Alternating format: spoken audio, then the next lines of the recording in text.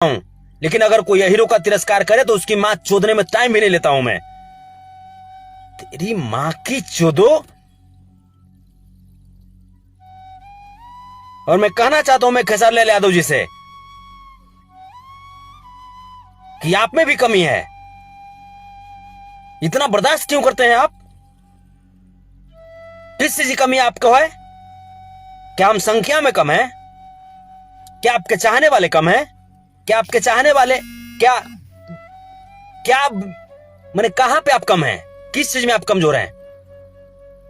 मैं बिहार सरकार से मैं कहना चाहता हूं कि ऐसे लोगों पे नकेल कसना बहुत जरूरी है। अगर ऐसे लोगों पे नकेल नहीं कसा जाएगा तो फिर बहुत प्रॉब्लम होगी। इसी तरीके से फिर हम लाइव आएंगे और लोग लाइव आएंगे। और जहां तक बात है कि अगर गौतम सिंह राजपूत, सुन मादरचोद, अगर तुमको अपने राजपूताना पे अगर गर्व होगा ना तो तुम झूठी गर्व कर रहे हो। हमारे समझ से राजपूत ऐसे नहीं होते हैं, ठीक है? तुम राजपूतों की भी मानहानि कर रहे हो बेटा।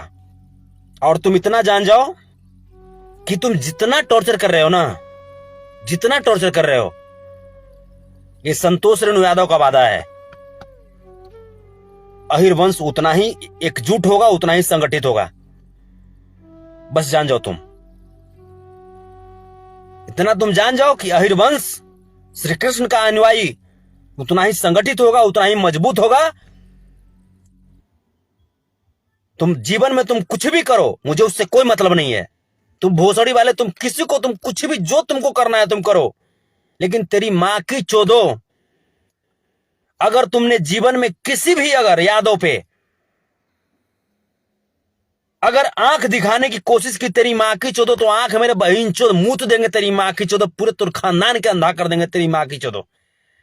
हम कभी नहीं सोचे थे कि हमारे जेल से आने के बाद हमको इस लेवल पे हमको लाइव आना होगा, लेकिन तुम लोगों ने ऐसा किया है मादरचोद, और तब मैं लाइव में आया हूं।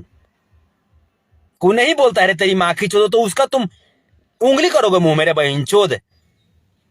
अपन घर जाके देखना तेरे बहन के चोदो तही ने, अपन घर के बेटी बहन रे बहन चो जन्ने के तन्ने भटक रही है रे बहन चो मर्दाना ला। समझ में नहीं आता रे बहन चोद है? चला तू दूसरा है घर तू अधिक करने के लिए रे भोसड़ी के औलाद।